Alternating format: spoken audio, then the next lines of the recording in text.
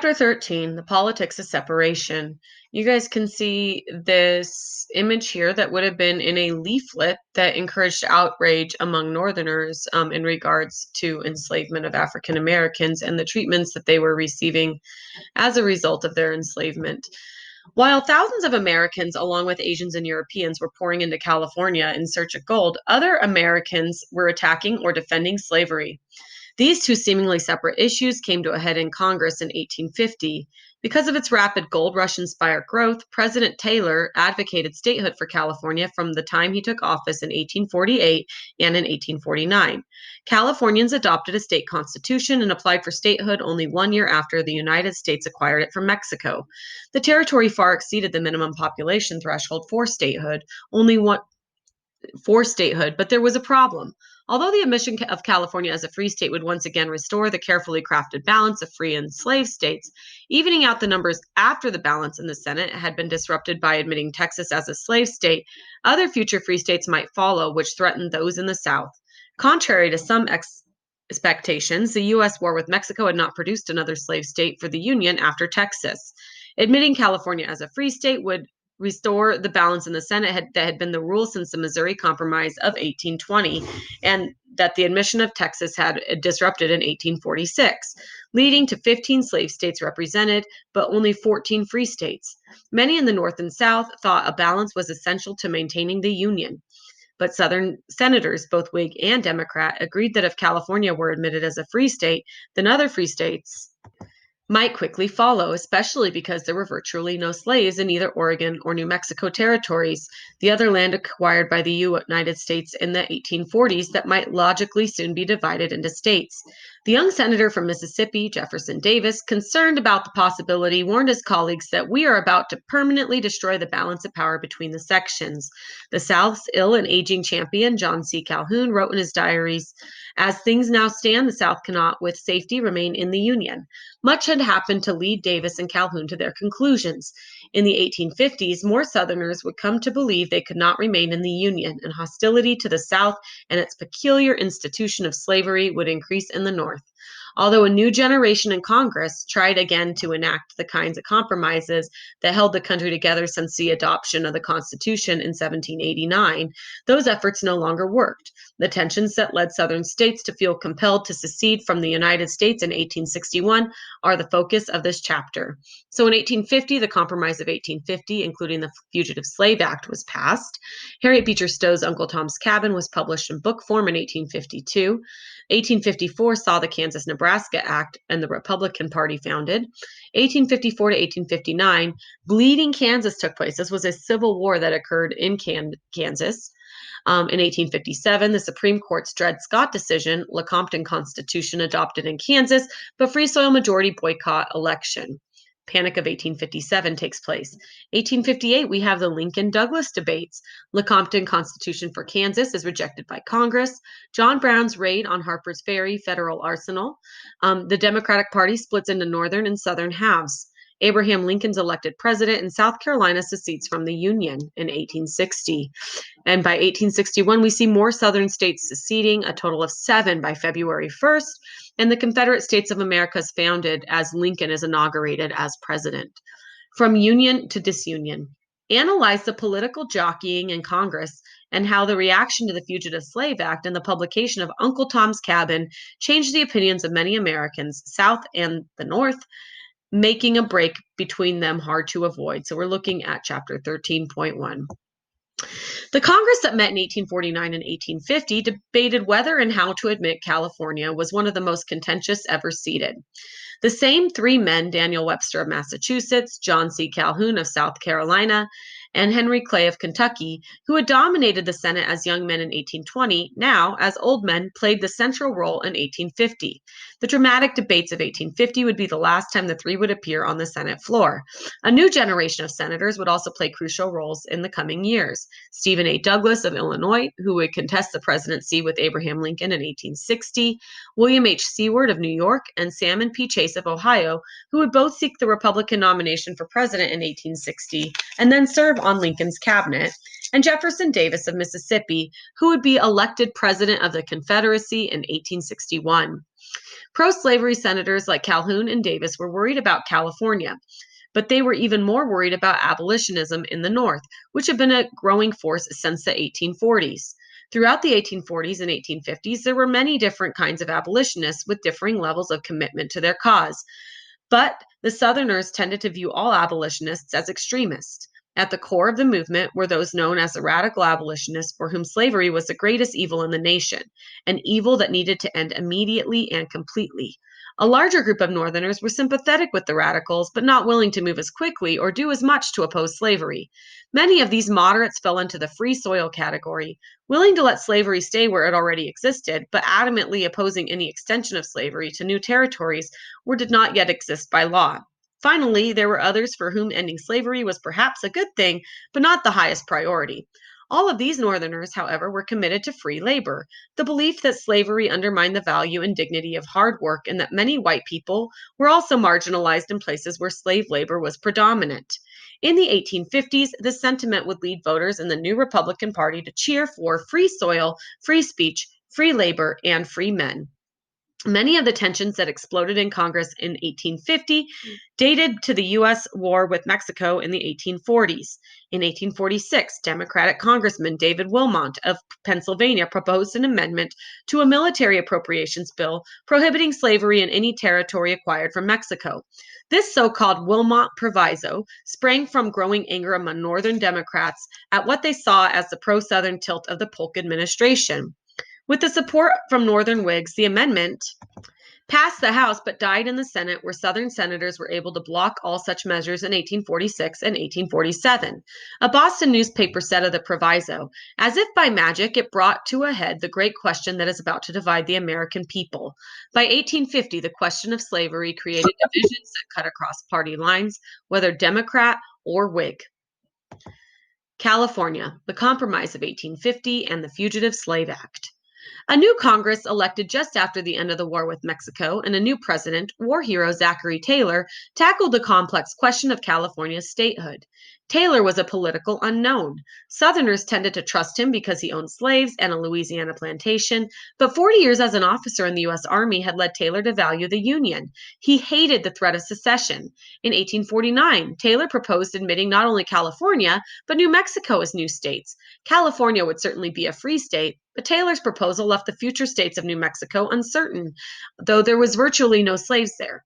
By the time Congress intervened in December of 1849, much of the country was in an uproar, with many in the South threatening secession if 2 free states were admitted, and many in the North willing to call their bluff. In that charged situation, Senator Henry Clay of Kentucky, long known as the great compromiser for his role in crafting the Compromise of 1820, tried again. Clay offered a series of proposals that he hoped would pass Congress and avert a sectional crisis by diffusing tension in a number of areas. The first compromise would admit California as a state, but organize New Mexico under a territorial government with no restriction or condition on the subject of slavery. As a territory, New Mexico would have no votes in the Senate, a key concern of slaveholders in Congress, since they were certain, probably rightly, that New Mexico would opt to enter the Union as a free state. The second compromise Clay proposed would resolve the contested question of the Texas-New Mexico border by giving more land to New Mexico and giving Texas $10 million to pay off the debts to the former Republic of Texas. Since many Southerners held Republic of Texas bonds, this proposal had great appeal in the South. The third proposal abolished the slave trade, but not slavery itself in the District of Columbia. Finally, to ensure the Southern support, Clay proposed a fourth compromise, a law enhancing slaveholders' rights to reclaim slaves who fled north. The whole package may have seemed to Clay like a careful balance that would appeal to both sections. In fact, most members of Congress from each section disliked it, claiming that it did not go nearly far enough in the direction they wanted. In the debate that followed Clay's proposals, John C. Calhoun warned if California were admitted as a free state, it would destroy irretrievably the equilibrium between the two sections, and that the Southerners would not remain in the Union. The threat of secession was clear. 3 days later, Daniel Webster spoke in favor of a compromise. Webster began, I wish to speak today not as a Massachusetts man, nor as a Northern man, but as an American. I speak today for the preservation of the Union. It was an impressive speech and one memorized by generations of school children, but it virtually destroyed Webster's reputation in an increasingly abolitionist Massachusetts, where many of his constituents were no longer willing to compromise with slaveholders. In the long hot summer of 1850, first Calhoun and then President Taylor both died in office. The new President Millard Fillmore from New York favored compromise, perhaps more than Taylor had. In addition, a new generation of senators, whom Stephen A. Douglas was the leader, managed to forge a final compromise close to Clay's proposal. In a series of separate resolutions, California was admitted as a free state. New Mexico and Utah were organized as territories with no votes in Congress, thus maintaining the balance in the Senate. The slave trade, but not slavery, was prohibited in the District of Columbia, and Texas happily accepted the $10 million in exchange for a less expansive border with New Mexico. Most faithfully, Congress also passed the Fugitive Slave Act, which was designed to please the South by giving them the right not only to reclaim runaway slaves, but also to demand federal and local Northern help in the process. There was great rejoicing in Washington in the fall of 1850 when the package passed. President Fillmore called it a final settlement, but not everyone agreed. A convention of delegates from southern states condemned the compromise and affirmed the right of secession. In the North, Charles Francis Adams, son and grandson of moderately anti-slavery presidents, called the compromise the consummation of the inequities of the most disgraceful session of Congress. Horace Mann, the former Massachusetts education leader who had succeeded John Quincy Adams as representative from Massachusetts in the congressional seat that was, because of Adams's long efforts, considered the abolitionist seat, said that the compromise meant the Declaration of Independence only applied to white men. For Northerners, the vigorous enforcement of the Fugitive Slave Act would soon become intolerable. Many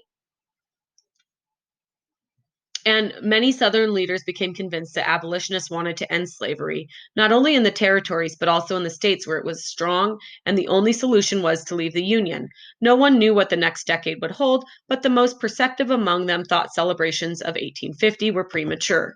You guys can see here Henry Clay, John C. Calhoun, and Daniel Webster, three men who had dominated the Senate since 1820, debated for the last time in Congress as they tried to resolve the complex issues raised by the admission of California as a state. So this is just an artistic rendering of the situation that would have occurred in the Senate during this time period.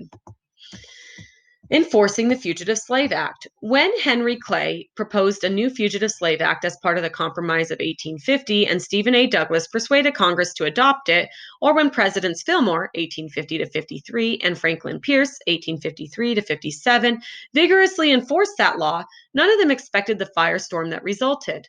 The core of the new law was not new. The Constitution said, no person held to service or labor, i.e., a slave, in one state under the laws thereof escaping into another, shall, in consequence of any law or regulation therein be discharged from such service or labor, but shall be delivered up on the claim of the party to whom such service or labor may be due. Even though northern states had passed personal liberty laws in the 1830s that made it harder to recapture a former slave, the Supreme Court in 1842 had affirmed that slaveholders had a constitutional right to capture slaves who had escaped to a free state. Given the number of runaway slaves, slave catching was a growing industry in the United States before 1850. Nevertheless, the new Fugitive Slave Act went much farther than any previous law. It created a new corps of federal agents to help capture runaway slaves. Court-appointed federal commissioners would determine whether a person claimed by a slave catcher was truly a slave or actually a free person. Commissioners were paid a double fee every time they found that a person was a fugitive slave, as opposed to a free person, and there was no appeal from their decisions. Finally, the law provided for a $1,000 fine and up to a year in jail for anyone who helped a fugitive slave. Across the North, free blacks were worried, and many, knowing that it would be difficult to prove that they had been born free, moved to Canada before trouble arrived. But the slave catchers, now supported by federal agents, fanned out across the North seeking escaped slaves, and in town after town, people saw the results. It was an ugly spectacle. So you guys can see over here, after enforcement of the Fugitive Slave Act became common, abolitionists posted warnings to African Americans that whether born free or escaping from slavery, they were no longer safe in northern cities like Boston. Caution, colored people of Boston, one and all, you are hereby respectfully cautioned and advised to avoid conversing with the watchmen and police officers of Boston. For since the recent order of the mayor for and aldermen, they are empowered to act as kidnappers and slave catchers. And they have already been actually employed in kidnapping, catching, and keeping slaves.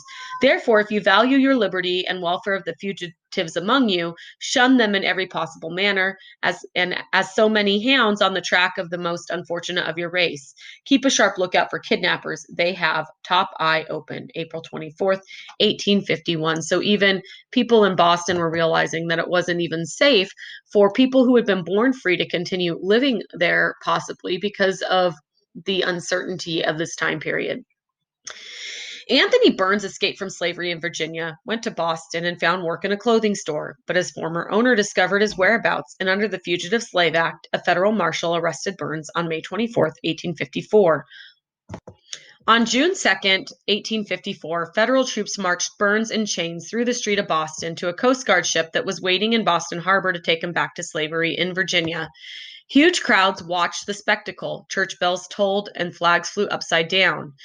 Pierce had upheld the law, but he had lost the respect of many of the nation's citizens. Amos A. Lawrence, one of the richest men in Massachusetts and a conservative Whig, was a changed man after watching the Burns affair. He said that he and many of his friends went to bed one night old-fashioned conservative, compromise Union Whigs, and waked up stark mad abolitionists. Lawrence was far from alone. Happily for Burns, his Boston supporters eventually purchased his freedom.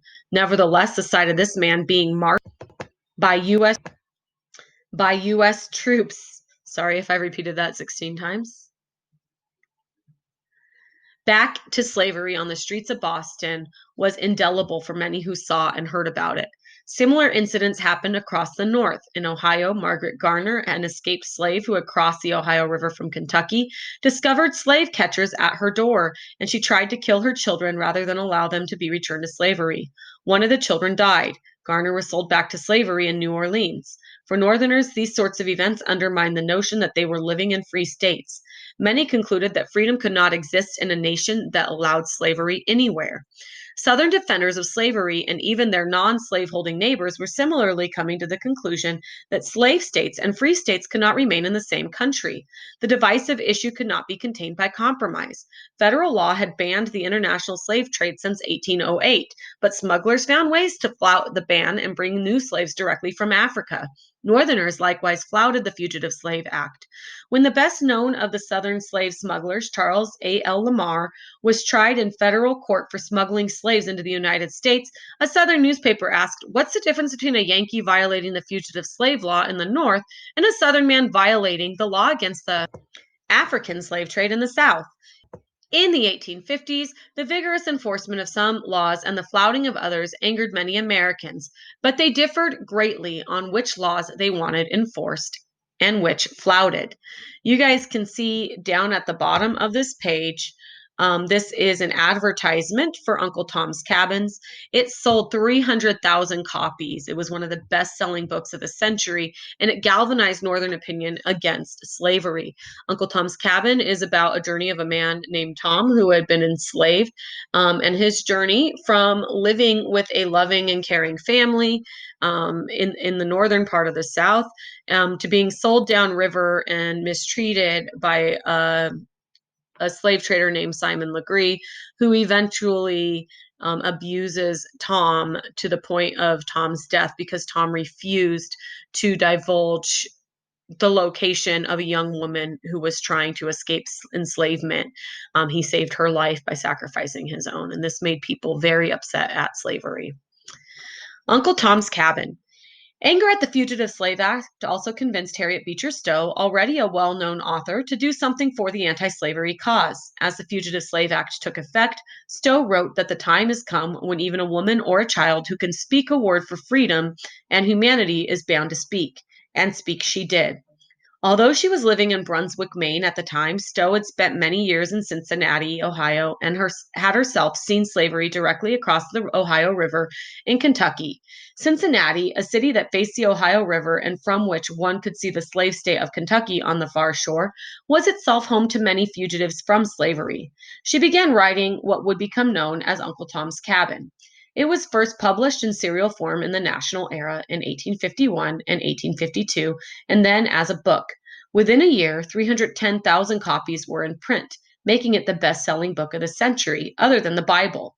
What seems to modern readers to be an unrealistic and sentimental story of Uncle Tom, the ever patient and kind slave, his evil owner, Simon Legree, and heroic Eliza Harris, the slave mother who jumps on ice floes in the Ohio River to escape pursuing slave catchers, was not only a literary but also a political phenomenon in the 1850s and 1860s. If any one book brought home a picture of slavery to moderate or ambivalent Northerners, it was Uncle Tom's Cabin. The book also enraged the South. DeBow's Southern and Western Review, one of the nation's largest pro slavery publications, said the novel was insulting to the South. Because Miss Stowe wants the world to believe that all she has written is true, in the turmoil of the 1850s, however, the book galvanized anti slavery opinion, not only in the North, but also in New England, where it was credited with playing a role in keeping Britain neutral during the Civil War. The book angered both Southerners, who rationalized slavery, and Northerners, many of whom first saw the nature of slavery through its pages. So, thinking historically, Uncle Tom's Cabin. Early in Uncle Tom's Cabin, Stowe described her heroine, Eliza's decision to run away from a Kentucky plantation after hearing that her young son was about to be sold away from her and the family to a new owner. It is impossible to conceive of a human creature more wholly desolate and forlorn than Eliza when she turned her footsteps from Uncle Tom's Cabins. Her husband's suffering and dangers, and the danger of her child, all blended in her mind with a confused and stunning sense of the risk she was running in leaving the only home she had ever known, and cutting loose from the protection of a friend whom she loved and revered. Then there was the parting from every familiar object, but stronger than all was maternal love, wrought into paroxysm of frenzy by the near approach of a fearful danger. Her boy was old enough to have walked by her side, and in an indifferent case, she would have only led him by the hand. But now the bare thought of putting him out of her arms made her shudder, and she strained him to her bosom with a convulsive grasp as she went rapidly forward. If it were your Harry, mother, or your Willie that were to be torn from you by a brutal traitor tomorrow morning, if you had seen the man and heard that the papers were signed and delivered, and you only had from 12 o'clock till morning to make your good escape, how fast could you walk? For many Americans, Eliza's fear and determination made the reality of slavery come alive in ways that decades of anti slavery publications and true life stories had not. What a modern reader reads as melodrama, readers of the time found compelling. The Kansas Nebraska Act of 1854. Developments in the early 1850s proved how wrong President Fillmore had been to think that the Compromise of 1850 was a final settlement of North South tensions. The Fillmore administration's enforcement of the Fugitive Slave Act exacerbated anti slavery opinion across the North and probably cost Fillmore the Whig nomination for president. In the 1852 elections, the Whigs, deeply divided between North and South, voted on 53 ballots before finally nominating another war hero, General Winfield Scott. An almost equally divided Democratic Party nominated Franklin Pierce of New Hampshire, and whom many in the South considered as reliable as Calhoun himself on the issue of slavery because they thought he would win the White House for them by sweeping the South. The Democrats' gamble paid off. Pierce won and enforced the Fugitive Slave Act as actively as Fillmore. Despite the highly tense political atmosphere, Senator Stephen A. Douglas of Illinois hoped to get federal support for a transcontinental railroad from Chicago to the Pacific coast. A railroad did not seem to be something that would immediately stir up the tensions swirling around slavery, but it soon did. As one step towards organizing the railroad, Douglas and Congressman William A. Richardson, a fellow Illinois Democrat, introduced bills into Congress in 1853 that would organize the remaining land in the Louisiana purchased north of the Arkansas River into what they called Nebraska Territory to facilitate a right of way for the railroad. See the map below. So you guys can see the different states that we have going on here. The Compromise of 1850 that admitted California as a free state, but then led to the Fugitive Slave Act. And you guys could see that Senator Stephen A. Douglas proposed a plan for the unorganized territory between Minnesota and Oregon that set off a firestorm in Congress and the country about whether the territory might eventually become slave or free states. So that is something that's going on during this period. Southern senators feared an effort to create another free state out of Nebraska and blocked the bill. After several failed efforts at compromise, Douglas proposed to split Nebraska into two territories, Nebraska and Kansas, and allow each territory to decide whether to allow slavery. He called this approach popular sovereignty, letting each state or territory decide for itself whether to allow or ban slavery in its jurisdiction. Others had used the term before him, but Douglas became its most prominent proponent. This term sounded dramatic, at least for white voters, but it explicitly repealed the Missouri Compromise of 1820, which banned slavery north of Missouri, no matter what local residents said.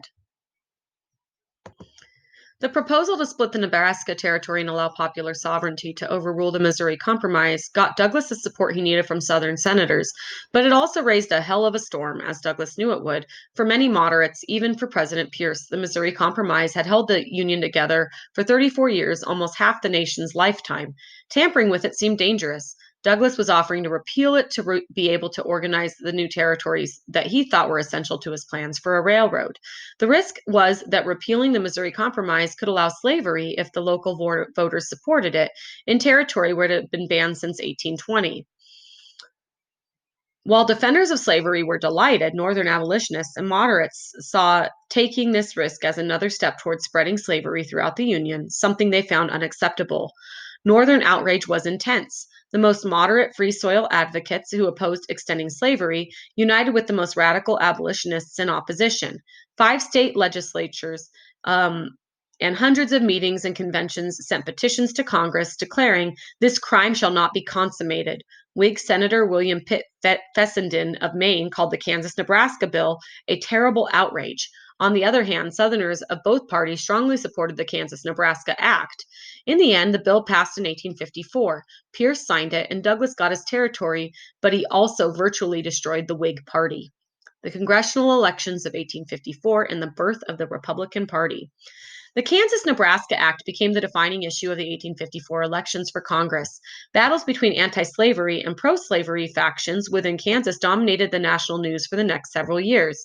In 1854, Northern Whigs, led by Senator William H. Seward of New York, along with members of the declining Free Soil Party, came together to create the Republican Party.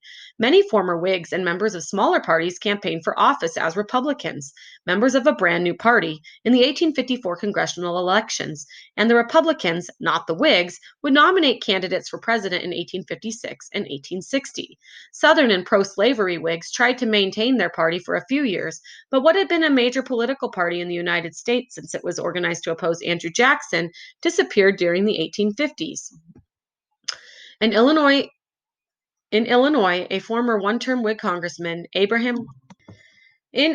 former one-term Whig congressman, Abraham Lincoln, was aroused as he had never been before by the Kansas-Nebraska Act and began to campaign for a seat in the U.S. Senate that would allow him to oppose the act on the national stage. Stephen A. Douglas, in the middle of his own 6-year term as the other senator from Illinois, since all states elect 2 senators for 6-year terms at different times, opposed Lincoln, hoping instead for a fellow Democrat to join him in the Senate. Since U.S. senators were elected by state legislatures at that time, not by popular votes, the 1854 senatorial campaign was actually a race among candidates for the Illinois legislature, who would then elect the new U.S. senator. Everyone understood that if the Democrats won a majority of the state legislature, they would elect a Democrat to join Douglas. But if the winning majority was the emerging Republican Party, supported by the remnants of the Whig Party, they would, many expected, elect Lincoln. In the fall of 1854, Lincoln and Douglas campaigned throughout the state to support the candidates they favored for the Illinois legislature. Lincoln was a moderate, far too moderate for many abolitionists, and he remained a Whig throughout the 1854 campaign, choosing at that time not to join the new Republican Party. However, his opposition to the spread of slavery was growing stronger. He argued that while the Constitution protected slavery in the states where it existed, it furnishes no more excuse for permitting slavery to go on in our own free territory than it would for reviving the African slave trade. When Douglas defended his longstanding policy of popular sovereignty and the sacred right of self government, Lincoln responded, "When the white man governs himself, that is self government. But when he governs himself and also governs another man, that is despotism." Lincoln said that he understood that ending slavery where it existed was difficult, but he also insisted there could be no moral right for anyone to enslave any other person. Lincoln's coalition won the majority of the Illinois legislature, but the coalition included former Democrats who would not vote for a Whig like Lincoln. In the end, Lincoln backed Lyman Trumbull, a former Democrat turned Republican, for the Senate rather than allow a Democrat to win. But during the 1854 campaign, Lincoln had established himself as a national actor on the political stage. The speeches that both Lincoln and Douglas made were a preview of the more formal debates that would take place between them 4 years later, when Lincoln campaigned directly against Douglas in an effort to win his seat in the Senate. Across the North, the 1854 election led to victories by anti Kansas Nebraska Act coalitions in state after state. Democrats lost control of most northern state legislatures. The majority of the members of the Senate were not up for election in 1854, but the state of Wisconsin elected the first Republican to serve in that body. More significant changes came in the House of Representatives, the members of which are elected for 2 year terms directly by the voters, not by state legislatures. Northern Democrats dropped from 93 to 23 seats in the House of Representatives, while Southern Democrats held 58 seats. But 150 members of Congress were now committed to stopping slavery in the territories, as some as Whigs, some as Republicans, and some as members of minor parties.